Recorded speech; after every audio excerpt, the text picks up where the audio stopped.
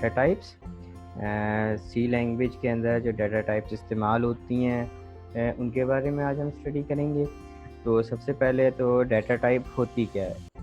जो data type होती है ये स्पेसिफाई करती है type of data that can be stored in a variable. ठीक है, जब भी हमने कोई वेरिएबल डिक्लेयर करना है तो हम उसमें स्टार्ट में उसकी डाटा टाइप अपने सिस्टम को अपने कंपाइलर को बताते हैं कि ये डाटा टाइप हम इस वेरिएबल में इस टाइप का डाटा स्टोर करेंगे। फॉर एग्जांपल अगर मैं एक वेरिएबल डिक्लेयर करता हूँ इंट मार्क्स, अब इस वेरिएबल के अंदर सिर्फ और सिर्फ इंटीजर डाटा टाइप यूज़ होगा और इंटीजर मीन 0 to 9। अब यहाँ पर ये जो हमारे पास है ये इंटीजर डाटा टाइप, ये हमारे पास डाटा टाइप है जो कि स्पेसिफाई कर रही है वेरिएबल की टाइप को कि इस वेरिएबल में हम किस टाइप का डाटा सेव कर सकते हैं। The data type specifies the type of data that can be stored in a variable. It also defines a set of operations on the data. हम लोगों को डाटा टाइप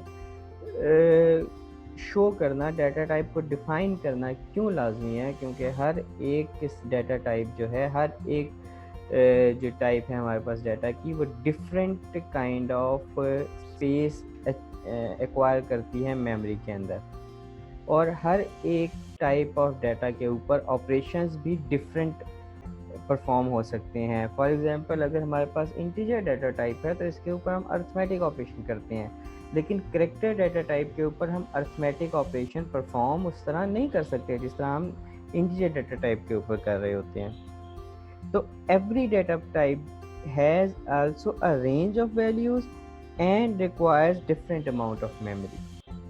ये एक्चुअली पॉइंट है कि हमारे पास तमाम का तमाम जो डाटा टाइप्स होती हैं वो तमाम डाटा टाइप्स के ऊपर जो रेंज ऑफ ऑपरेशंस है वो डिफरेंट होता है और इसके अलावा जो मेमोरी के अंदर ये स्पेस लेती हैं वो डिफरेंट है। इसलिए हर एक वेरिएबल के साथ उसकी डाटा टाइप को स्पेसिफाई करना लाजमी होता है।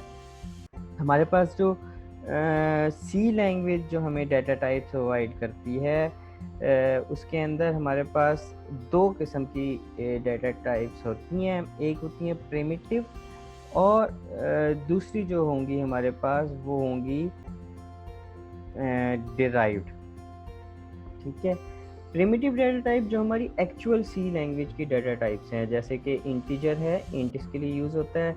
कैरेक्टर के लिए जो है CHAR हम लिखते हैं, फ्लोट और डबल। इंट डाटा टाइप के अंदर ये किस लिए यूज़ होती है, ये यूज़ होती है स्टोर न्यूमेरिक वैल्यूज़। इसके बाद है फ्लोटिंग पॉइंट। तो फ्लोट जो है ये क्या करता है, ये हमारा सिंपल जो रियल वैल्यूज़ होती हैं उनको स्टोर करता है। इसी तरह जो हमारे पास डबल आता है ये लॉन्ग, जो बहुत ज़्यादा बड़ी रियल वैल्यूज़ हो जाती हैं उनको स्टोर। और इसी के अगेंस्ट अगर हम जाएं तो इन्हीं डाटा टाइप से डिराइव करके हम कुछ और डाटा टाइप्स को क्रिएट कर लेते हैं। अरे है, स्ट्रक्चर है, यूनियन है, इनम है, पॉइंटर है, बट ये अभी आपका स्कोप नहीं है। तो हमारे पास जो मेन डाटा टाइप जो आपने अभी स्टार्ट में रीड करनी है वो है int, character, float and double. ठीक है, इंट जो है वो न्यूमेरिक वैल्यूज़ के लिए, फ्लोट रियल वैल्यूज़ के लिए, कैरेक्टर जो है ये हमारे पास कैरेक्टर्स को सेव करने के काम आता है, जिसमें A से लेकर Z तक, कैपिटल A से Z तक, स्मॉल a से Z तक, या आप जिसको भी सिंगल कोड के अंदर जब बंद कर देते हैं किसी वैल्यू को तो वो कैरेक्टर टाइप में कंसिडर की जाती है। इसके बाद है डबल, ये लार्ज वैल्यूज़ के लिए होती हैं। अब हमारे पास जो डाटा टाइप्स हैं इनका एक तो ये प्रिमिटिव को हम जो है स्टैंडर्ड डाटा टाइप्स भी कह सकते हैं, और जो डिराइव्ड हैं इनको हम यूज़र डिफाइंड डाटा टाइप्स भी कह सकते हैं। अब नेक्स्ट जो हमारे पास डाटा टाइप जिसको हमने पहली डाटा टाइप जो है इसके अंदर, that is integer data. Integer data numeric values होती हैं विद नो डेसिमल और फ्रैक्शन, ठीक है, जिसके अंदर 0 to 9 इनके कॉम्बिनेशन के साथ हम जितनी भी वैल्यूज़ क्रिएट करेंगे, जितनी भी वैल्यूज़ बन जाएंगी वो इंटीजर में आएंगी, लेकिन इसके अंदर डेसिमल वैल्यू नहीं होती, इसमें पॉइंट वैल्यू नहीं होती। अगर पॉइंट या डेसिमल आ जाए तो वो रियल वैल्यूज़ में चला जाएगा, जिसको हम फ्लोटिंग पॉइंट डाटा भी कह सकते हैं। अब इंटीजर डाटा को स्टोर करने के लिए हमारे पास जो डाटा टाइप्स इस्तेमाल होती हैं उनमें सबसे पहली जो है डेट इज़ इंट। जो इंट डाटा टाइप है ये इंटीजर वैल्यूज़ को, जो स्मॉल इंटीजर वैल्यूज़ होती हैं उनको स्टोर करने के लिए, उनका रिज़ल्ट स्टोर करने के लिए यूज़ होती हैं। फॉर एग्ज़ाम्पल सच एज़ 11, 9, 10,000, इसके अलावा 7 और -8, -9। अब जितनी भी ये डाटा टाइप्स होती हैं इनकी एक रेंज भी होती है, इनकी कि आप कहाँ तक इसके अंदर वैल्यू को ले जा सकते हैं, मैक्सिमम वैल्यू और मिनिमम वैल्यू आप इसके अंदर क्या सेव कर सकते हैं। अगर हम उस रेंज से एक्सीड करते हैं तो फिर कंपाइलर ऑटोमेटिकली हमारे वेरिएबल के अंदर कोई भी गार्बेज वैल्यू को स्टोर कर देता है। वो मैं अभी आपको आगे बताता हूँ कि हर एक डाटा टाइप जो है हमारे पास उसकी क्या रेंज है और वो कितने मेमोरी के अंदर स्पेस लेता है। इंट के बाद जो आती है that is short data type, ठीक है। जो शॉर्ट डाटा टाइप है ये इंटीजर वैल्यूज़ को ही स्टोर करने के काम आती है और इसके अंदर भी हम इसी तरह 11, 9 और मुख्तलिफ वैल्यूज़ को स्टोर कर सकते हैं। इसके बाद है हमारे पास अनसाइंड इंट। अनसाइंड इंट के अंदर हम पॉजिटिव वैल्यूज़ को, सिर्फ अनसाइंड का मीन कि माइनस में वैल्यूज़ नहीं जाएंगी, 0 से स्टार्ट होकर जो इसकी रेंज है हमारे पास 65,535 यहाँ तक हम इसके अंदर वैल्यूज़ को ले जा सकते हैं। इससे ज़्यादा एक्सीड नहीं कर सकते। अगर इससे एक्सीड करेंगे या इससे डिक्रीज़ करेंगे 0 से तो इसके अंदर कंपाइलर ऑटोमेटिकली गार्बेज वैल्यू को स्टोर कर देगा। इसके बाद हमारे पास आती हैं लॉन्ग। लॉन्ग डाटा टाइप के अंदर हम बड़ी इंटीजर वैल्यूज़ को स्टोर करते हैं। इसकी जो रेंज है ये भी अभी मैं आपको एक टेबल में बताता हूँ। और उसके बाद आती है अनसाइंड लॉन्ग। जो लॉन्ग है उसके अंदर भी हम माइनस में वैल्यू स्टोर कर सकते हैं, पॉजिटिव में। अनसाइंड के अंदर ओनली पॉजिटिव इंटीजर वैल्यू जो है हम वो स्टोर कर सकते हैं, लेकिन जब हमारे पास वैल्यूज़ बहुत ज़्यादा इंक्रीज़ कर जाती हैं। अब मैं आपको इसका बताता हूँ कि ये हमारे पास चार्ट है, देखें इंट के अंदर। अब इसका जो साइज़ ऑफ बाइट्स है ये कंपाइलर टू कंपाइलर वेरी करता है। कहीं पर अगर आप चेक करें तो 2 बाइट्स भी आ जाता है और अगर कहीं कुछ कंपाइलर्स में आप चेक करें तो ये 4 बाइट भी ऑक्यूपाई कर रहा होता है। इसलिए मैंने यहाँ पर दोनों को शो कर दिया है। तो इंट डाटा टाइप हमारे पास 2 बाइट्स भी लेगी, 4 भी ले सकती है। और इसको चेक करने का जो तरीका है वो हमारे पास एक साइज़ ऑफ हमारे पास एक फंक्शन है, उसके अंदर जब हम डाटा टाइप को इंसर्ट करते हैं तो वो हमें आउटपुट में उसका मेमोरी साइज़ जो है वो बता देता है। ये जब हम प्रोग्रामिंग करेंगे तो मैं आपको उसके बारे में बताता हूँ।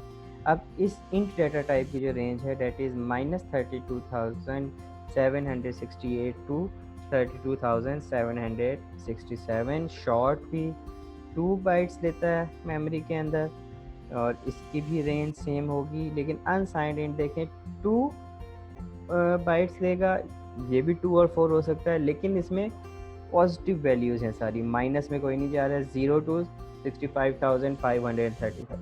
अब इसके बाद लॉन्ग वैल्यू, जब हमने बहुत ज़्यादा बड़ी इंटीजर वैल्यूज़ को स्टोर करना होता है तो ये मेमोरी के अंदर 4 to 8 बाइट ऑक्यूपाई करता है और इसकी रेंज ये अब आपको स्टडी कर लेंगे कितनी हो सकती है। अनसाइंड लॉन्ग, ये हमारे पास अनसाइंड लॉन्ग है और इसके अंदर हम 4 to 8 बाइट मेमोरी ऑक्यूपाई करता है और ये 0 से इसके अंदर भी नेगेटिव वैल्यू नहीं आती और ये 0 to फॉर जितना भी ये वैल्यूज़ हैं इनको अब स्टडी करके आप देख सकते हैं कितना होता है। इसके बाद जो हमारे पास दूसरी डाटा टाइप है that is floating point data. Floating point data के अंदर तमाम रियल वैल्यूज़ जो हैं वो आती हैं। न्यूमेरिक पार्ट इसका अलग है और फ्रैक्शनल पॉइंट इसका अलग होता है पार्ट। इसके अंदर जो हम वैल्यूज़ आ सकती हैं फॉर एग्जांपल 10.87, ठीक है। अगर हम इंट के अंदर जो इंटीजर डाटा है उसके अंदर इस वैल्यू को लिखते हैं तो कंपाइलर ऑटोमेटिकली डेसिमल के बाद जितने भी वैल्यूज़ आ रही हैं उनको डिस्कार्ड कर देता है। तो अगर हमने रियल वैल्यूज़ को अपने प्रोग्राम में यूज़ करना है तो हमें उसके लिए फ्लोटिंग पॉइंट डाटा को यूज़ करना पड़ेगा।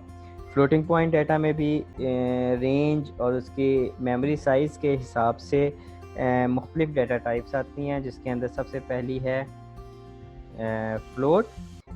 फ्लोट जो है 4 बाइट्स देता है मेमोरी के अंदर और इसकी जो रेंज है वो है 3.4 मल्टीप्लाई बाय 10⁻⁻38, ठीक है।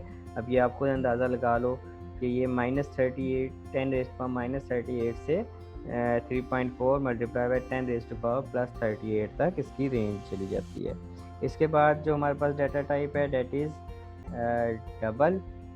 डबल के अंदर हम लोगों की जो मेमोरी साइज़ है वो जाता है 8 बाइट्स और इसमें प्रिसीजन बहुत ज़्यादा प्रिसाइज आपके पास रिज़ल्ट आएगा, ठीक है। ये कितने बाइट्स लेगा हमारे पास 8 बाइट्स ऑफ मेमोरी हमारे पास ये लेगा और इसकी रेंज जो है वो 1.7 मल्टीप्लाई बाय 10⁻³ से लेकर 1.7 मल्टीप्लाई बाय 10⁻+308 तक जाती है। इसके बाद है long double. Long double data type हमारे पास मेमोरी के अंदर 10 बाइट्स ऑक्यूपाई करता है। 10 बाइट्स ऑक्यूपाई करके ये 1.7 मल्टीप्लाई बाय 10⁻⁴932 से 1.7 मल्टीप्लाई बाय 10⁻⁴932 तक इसकी रेंज है, यानी कि हम इसमें इतनी बड़ी वैल्यूज़ को स्टोर कर सकते हैं। अब इसके बाद जो हमारे पास एक और डाटा टाइप आती है वो है कैरेक्टर डाटा टाइप। जो कैरेक्टर डाटा टाइप है कैरेक्टर्स, इसके अंदर हम कैरेक्टर्स को स्टोर कर सकते हैं, ठीक है। कैरेक्टर और इसके लिए जो हम यूज़ करते हैं दैट इज़ चार। जो कैरेक्टर डाटा टाइप है ये मेमोरी में ओनली 1 बाइट ऑफ मेमोरी जो है ये ऑक्यूपाई करता है। 1 बाइट यानी कि 8 बिट्स हमारी मेमोरी को ऑक्यूपाई करता है और अगर इसके अंदर हम चाहें तो सिंगल कोड के अंदर जो भी वैल्यू देंगे कंपाइलर उसको एज ए कैरेक्टर वैल्यू, अब यहाँ पर 2 क्योंकि ये डबल सिंगल कोड के दरमियान में है इसलिए इसको हमारा जो सिस्टम है हमारा कंपाइलर है वो इसको एज ए कैरेक्टर लेगा और कैरेक्टर का मतलब है आस्की वैल्यू। कैरेक्टर की आस्की वैल्यू के साथ खेलेगा हमारा सिस्टम।